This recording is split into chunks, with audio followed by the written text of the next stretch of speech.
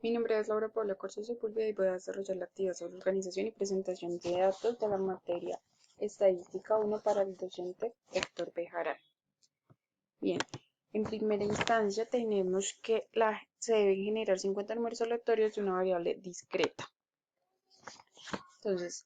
tenemos que caracterizar la variable, hallar la frecuencia absoluta acumulada y la frecuencia relativa. En primera instancia vemos los parámetros y la caracterización de la variable, en donde se toma como variable discreta la edad en años de 50 personas. Entonces vemos en la tabla, vemos el número de datos 50, el límite superior que es 32, el límite inferior que es 18, el rango que lo hallamos como el límite superior menos el límite inferior más 1 según la regla de Sturges para números enteros.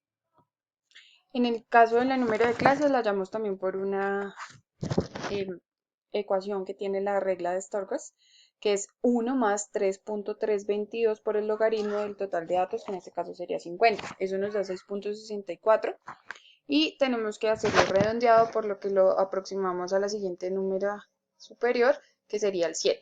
En la amplitud tenemos 2, pero si vemos acá en la amplitud prima tenemos 1, ya que si dejamos el 2 vemos que se repiten algunos datos. Entonces la idea es que se resta 1 para no repetir valores. Bien, en base con la información anterior vemos cómo se representa la tabla de distribución de frecuencias, donde vemos el intervalo, el límite inferior, el límite superior, la frecuencia absoluta acumulada, la frecuencia relativa y la frecuencia relativa acumulada. En base con los datos de la tabla vemos la interpretación de ciertas frecuencias, en donde tenemos la tercera frecuencia absoluta, hay 6 valores entre los números 22 y 23, la tercera frecuencia absoluta acumulada hay 15 valores entre los números 18 y 23, y la tercera frecuencia relativa nos muestra los valores entre 22 y 23 que representan el 12% del total de los datos. Como último tenemos el histograma y el polígono de frecuencias, el cual es basado en la frecuencia absoluta y se representa como se ve en la imagen.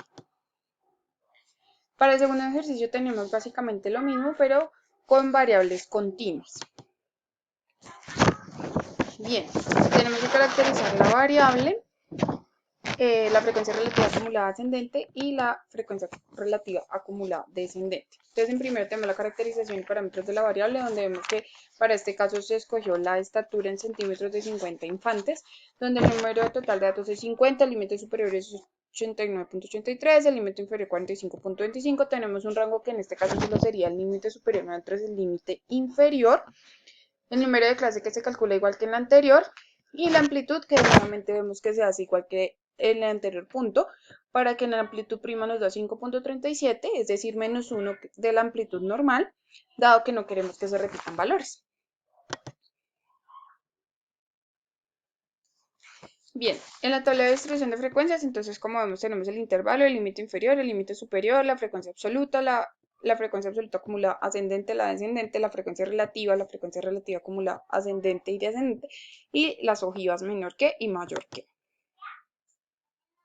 Bien, en la interpretación tenemos que la tercera frecuencia relativa acumulada ascendente representa el 42% del total de los datos de la muestra desde el límite inferior hasta el límite superior, mientras que la tercera frecuencia relativa acumulada descendente representa el 68% de datos de la muestra desde el límite superior hasta el límite inferior.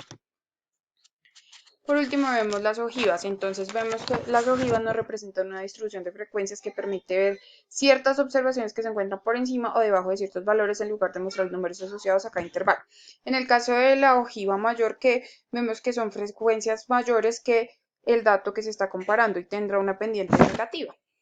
mientras que en la ojiva mayor que tendremos una pendiente positiva y se asigna valores menores a los que se está comparando. Gracias.